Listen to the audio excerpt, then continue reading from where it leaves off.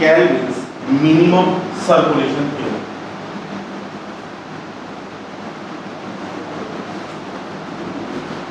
नाम से लिखा है सर्कुलेशन मिनिमम। सर्कुलेशन क्या था?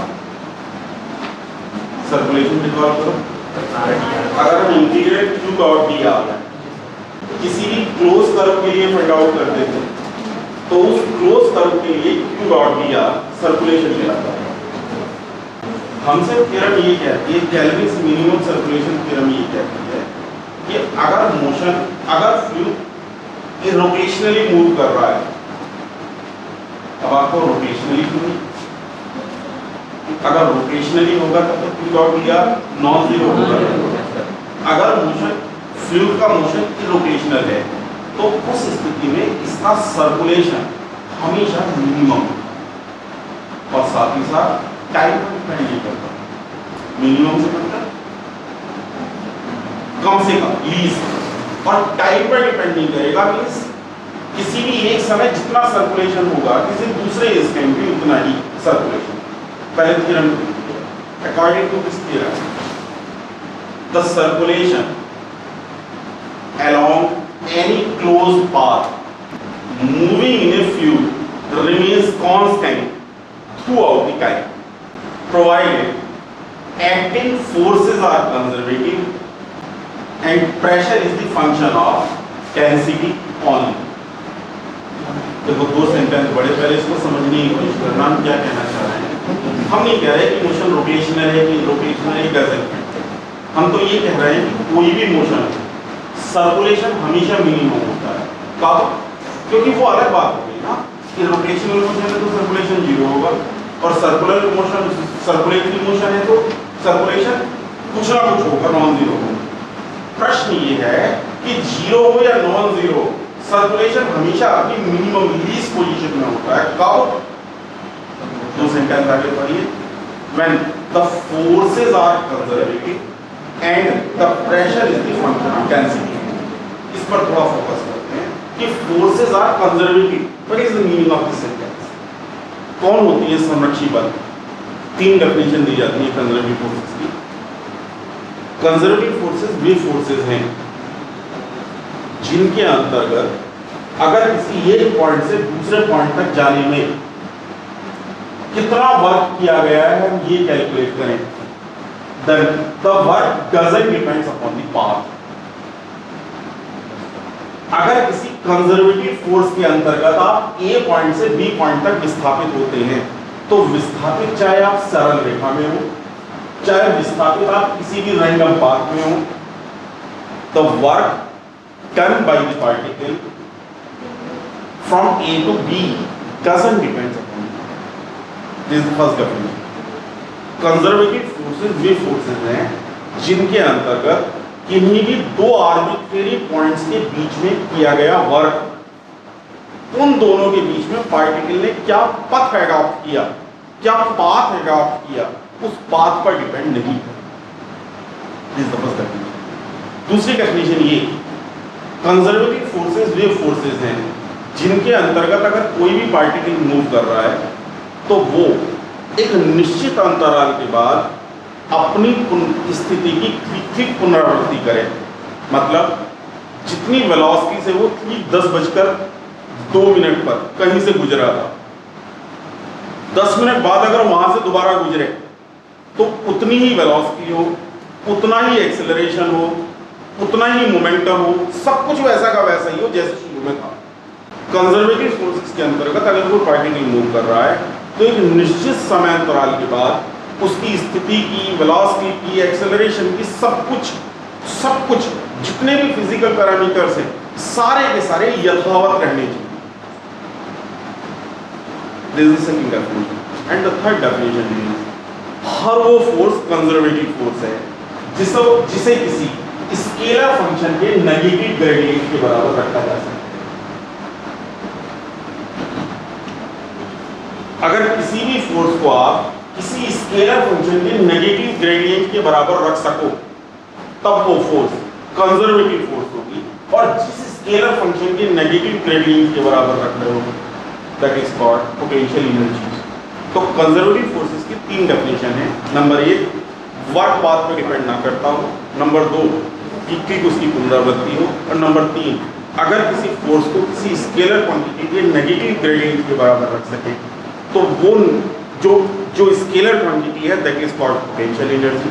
और जब कभी भी पोटेंशियल एनर्जी रिस्टोर होगी वो फोर्स कंजर्वेटिव फोर्स। एक शब्द और आया है इसमें, pressure is the function of density on the. What is the meaning of this sentence? अगर डेंसिटी केवल प्रेशर पर डिपेंड कर रही है तो क्या प्रेशर केवल डेंसिटी पर डिपेंड ना करेगा? इसका मैथमेटिकल मतलब क्या है? Rho is the function of t, that is rho का मान कुछ ऐसा है p square plus 2t, because rho is the function of p। क्या यहां से p का मान रो के टर्म में नहीं निकाल सकते प्योरली? अगर रो का मान केवल p के टर्म में है तो क्या केवल p का मान रो के टर्म में नहीं निकाला जा सकता? इसका मतलब अगर रो p का फंक्शन है तो p भी रो का फंक्शन होगा, है ना? तो ये जो दूसरी लाइन मैंने लिखी है कि where density is the function of pressure only, इसको यूं भी कहा जा सकता है where pressure is the function of density only. जब रो केवल p का फंक्शन है तो p केवल रो का फंक्शन होना चाहिए। तो अगर दो कंडीशंस इंपोज कर रही हैं कि डेंसिटी केवल प्रेशर पर डिपेंड कर रही है, जो उस पर फोर्सेस लग रही है वो कंजर्वेटिव है, तब उसका सर्कुलेशन हमेशा लीस्ट होता है, मिनिमम होता है according to this circulation rounding a closed curve C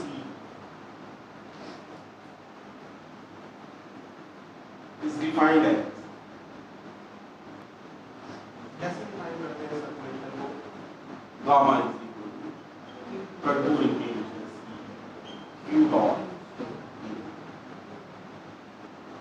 अगर ये टाइम से इंडिपेंडेंट है तो टाइम के रेस्पेक्ट में डिफरेंशिएट कर दो, जीरो आ जाएगा। अगर आपको ये प्रूव करना है कि गामा कांस्टेंट है, टाइम पे डिपेंड ना कर रहा, तो इसे टाइम के रेस्पेक्ट में डिफरेंशिएट कर दो, जीरो आ जाएगा। Differentiate with respect to time d gamma by d is equal to d by dt और contour integration q dot dr, that is contour integration d by dt और q dot dr। Differentiation integration आप इसमें बदले जाते हैं, पढ़ा है ना हमने इसके। तो यहाँ d by dt बाहर था और इंटीग्रेशन अंदर था। अब हमने इंटीग्रेशन को बाहर दे दिया, d by dt को अंदर ले लिया, दोनों आपस में एक्सचेंज हो जाते हैं, सीक्वेंस यूज करते हैं। That is d gamma by dt is equal definition. पहले वाले q by differential dq by dt dot dr, पहले वाले q by differential dq by dt, दूसरा है प्लस पहला वाला S q is S d by dt of dr,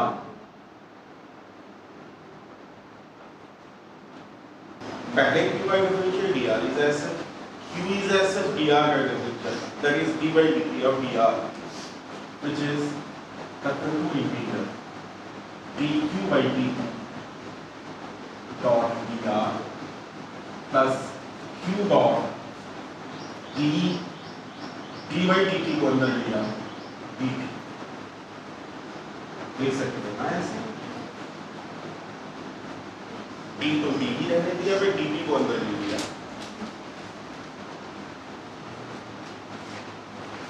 ये क्या लिखा है? q, that is contour integration dq by dt dot dr plus q dot dt।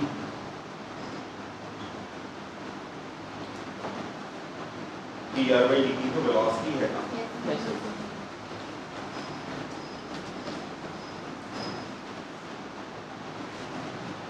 अगर q डॉट q को डिफरेंशिएट करेंगे तो क्या आएगा?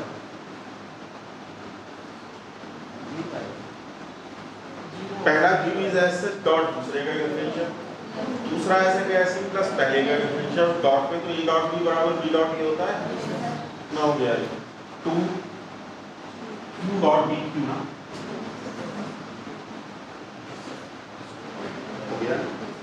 और q dot Q means Q square, velocity का स्क्वायर ही तो है ये क्यू की पावर, तो माइनस तो मत समझना, ये वेक्टर का स्क्वायर है upon 2 is equal to q dot b. इसका मतलब ये हमारा जो क्यू डॉट बी है ये परफेक्ट डिफरेंशिएशन है इसका क्यू स्क्वायर बाई 2 का। चूंकि क्यू वेलोसिटी है इसलिए जानबूझकर इसे पावर माइनस 2 मत समझना, क्या एरो लगा देंगे हम, नो हम एरो लगा रहे हैं, हमने पावर माइनस 1 मत समझ लेना, dq by dt dot dr plus differentiation of half of q का square. The equation of motion is given by dq by dt is equal to f minus 1 upon rho gradient of t. dq by dt is equal to f minus 1 upon rho gradient of t। ये Bernoulli equation कहलाती है। जरा dq by dt का मान रखो। Therefore d gamma by dt control dq by dt का मान रखा है f minus 1 upon row gradient dot dr plus perfect differentiation of half q का square. For conservative force field कौन सा कंजर्वेटिव फोर्स फील्ड, जब फोर्स को हम किसी स्केलर क्वांटिटी के नेगेटिव ग्रेडियंट के बराबर रख सकते हैं। और मेरा प्रश्न आपसे ये है कि ग्रेडियंट v को अगर dr के साथ डॉट प्रोडक्ट किया जाए तो कितना आएगा। अब v क्यों जनरल तो बोल रहे हैं, अगर ग्रेडियंट फाई को dr के साथ डॉट प्रोडक्ट किया जाए तो क्या आएगा। ग्रेडियंट फाई से मतलब del phi by del xi plus del phi by del by j plus del phi by del zt। dr से मतलब dxi plus dyj plus dzt। जब डॉट प्रोडक्ट करोगे तो del phi by del x dx plus del phi by del by dy plus del phi by del z dz। क्या ये perfect differentiation नहीं हो गया।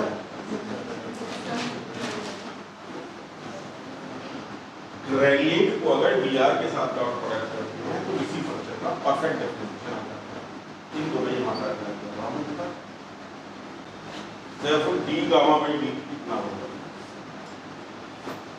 जरा पहला आइटम बताओगे। f को dr के साथ डॉट प्रोडक्ट और f बराबर माइनस के gradient b, that is minus के ग्रेडियंट b डॉट dr कितना आएगा।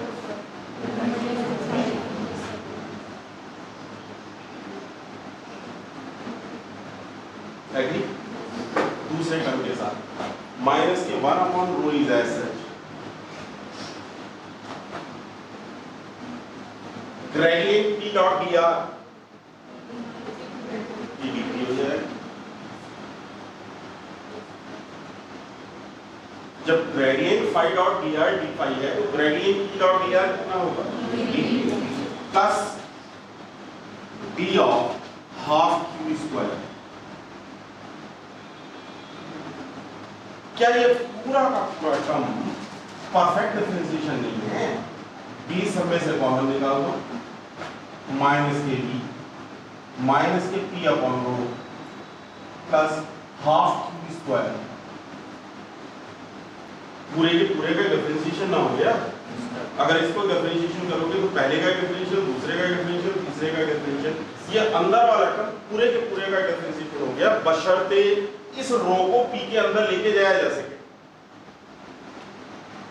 आपने क्या किया है देखो, सिर्फ समझना, इस टर्म को उठाकर आपने यही तो कह दिया d of p by rho. अब क्या ऐसा हमेशा होगा?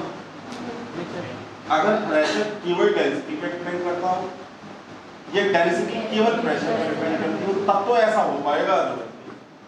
इसीलिए एक टर्म वहां पर आया था कि थ्योरम तब होल्ड करती है जब प्रेशर केवल डेंसिटी का हो। ये डेंसिटी केवल pressure.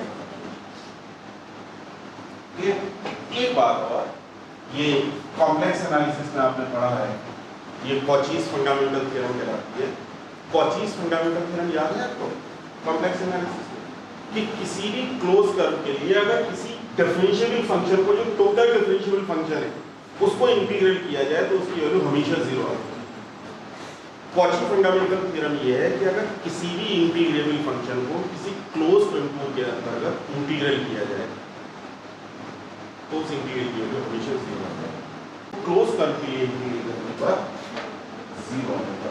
Use Cauchy's fundamental theorem.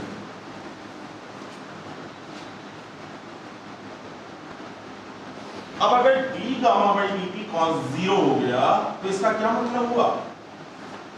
Implies that gamma dt constant throughout the time। Time के रेस्पेक्ट में तो कांस्टेंट हुआ, क्योंकि टाइम के रेस्पेक्ट में तो डेरिवेटिव 0 हो रहा है थ्रूआउट द टाइम। यही थी सर्कुलेशन थ्योरम कि यदि प्रेशर क्यूब डेंसिटी का फंक्शन हो तो कंजर्वेटिव फोर्स रेट के अंतर्गत जो सर्कुलेशन है वो टाइम पे डिपेंड ना करता, that is circulation throughout the time constant. Next result और नेक्स्ट थ्योरम, परमानेंस ऑफ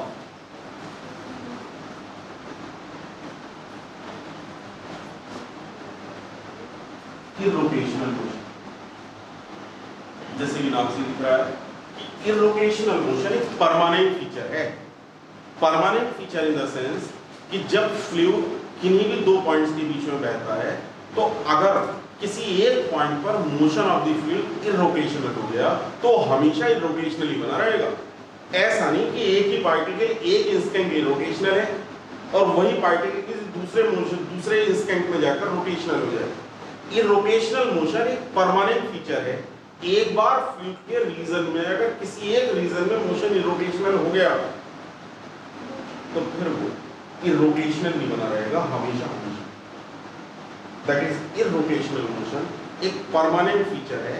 अगर मोशन इर्रोटेशनल बन जाता है फ्लूइड के किसी भी रीजन में तो throughout the time the entire motion will be irrotational. The motion of a fluid is once irrotational, यदि एक बार इर्रोटेशनल हो जाए देन इट रिमेन्स इर्रोटेशनल, वो इर्रोटेशनल ही बना रहता है throughout the time provided forces are conservative and pressure is the function of density only। like CD closed curve within the viscous fluid,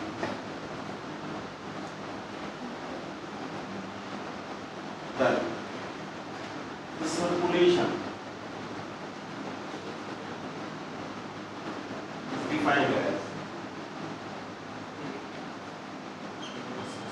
Q is equal to control integration Q bar B using Stokes theorem।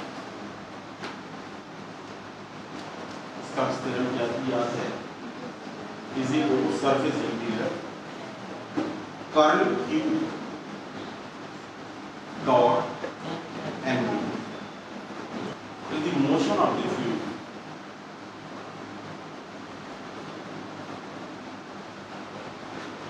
is irrotational, then curl Q will become 0 और curl Q 0 हो जाएगा तो क्या gamma 0 हो जाएगा? अगर curl Q 0 हो गया तो पूरा का पूरा गामा 0 हो गया। ये काम हमने पहले भी कहा है, हमने ये कहा है कि रोटेशनल मोशन में सर्कुलेशन 0 होता है। अगर रोटेशनल मोशन है तो सर्कुलेशन नॉन 0 होता है, अगर इरोटेशनल मोशन है तो सर्कुलेशन 0 होता है। अब चूंकि सर्कुलेशन 0 हो चुका है, अब रोल आता है पिछली थ्योरम का, केल्विन थ्योरम का। केल्विन थ्योरम ये कहती है कि यदि कंजर्वेटिव फोर्स वेव हो और प्रेशर डेंसिटी पे डिपेंड ना करे तो जो सर्कुलेशन है वो कांस्टेंट ही बना रहता है। इसका मतलब अगर गामा का मान 0 है तो 0 बना रहेगा। केल्विन थ्योरम ने क्या कहा था कि अगर प्रेशर डेंसिटी पर डिपेंड नहीं करता, number 1, number 2 conservative force wave हो तो circulation remains constant through out the time.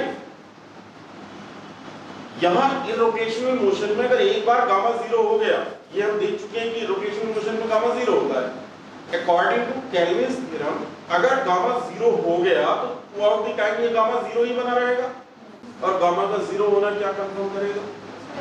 ये मोशन ये रोटेशनल है, इसका मतलब रोटेशनल मोशन एक परमानेंट फीचर है। जहां मोशन इरोटेशनल बन गया वो through out the time irrotational